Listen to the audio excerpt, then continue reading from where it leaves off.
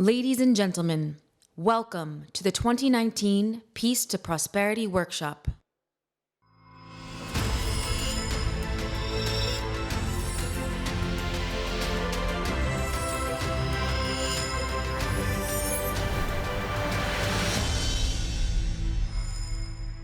Ladies and gentlemen, please welcome to the stage Professor, author, and broadcaster Nick Gowing.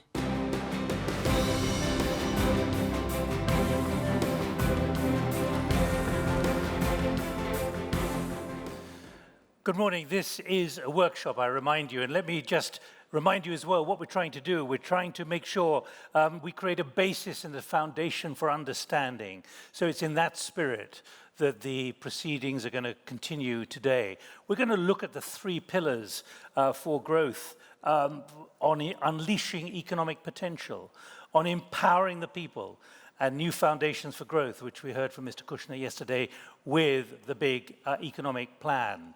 And before each pillar is assessed by a panel, I'm going to be talking to a representative from Washington to just give more context to it. So let me now introduce Keith Krok, who is Undersecretary of State for Economic Growth, Energy and Environment. Keith, come and join me.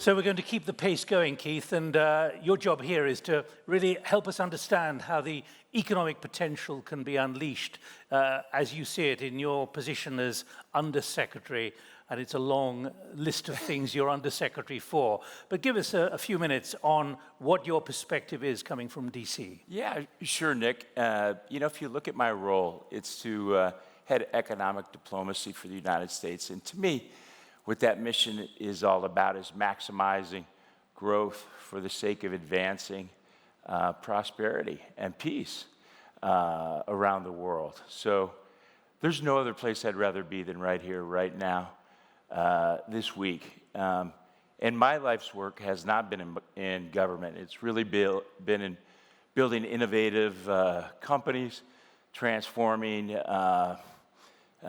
noble causes.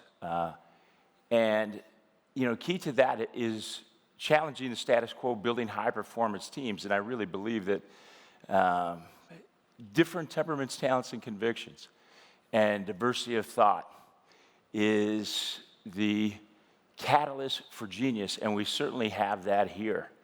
And if you look at the plan that Jared laid out, that we've been talking about since last night, it really is about that. It is about challenging the status quo.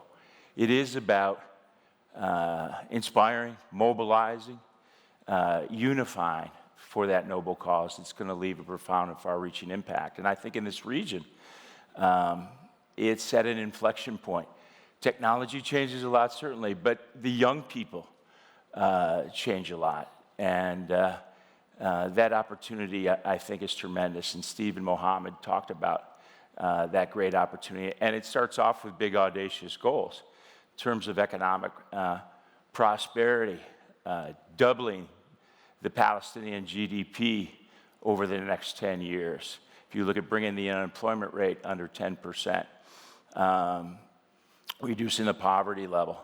And I had the opportunity to build 4 companies in Silicon Valley, and before we would begin, we'd always talk about setting those big, audacious goals.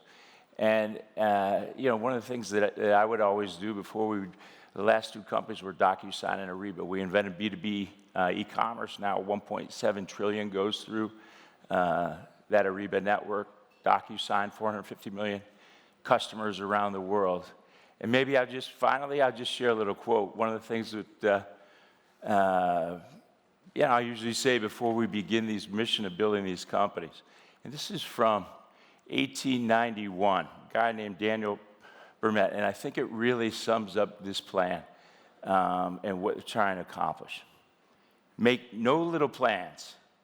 They have no magic to stir men's blood, and probably themselves will not be realized.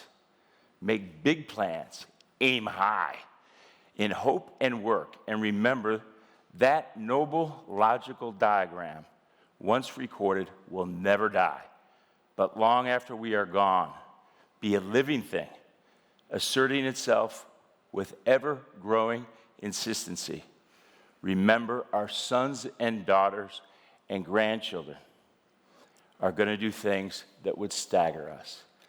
And so with that, Nick and everybody here in attendance, very excited for this opportunity. I want to thank everybody for their participation, and Godspeed. Thank you very much. Undersecretary, thanks. Let's move ahead then with the Unleashing Economic Potential panel. Thank you. Thank you.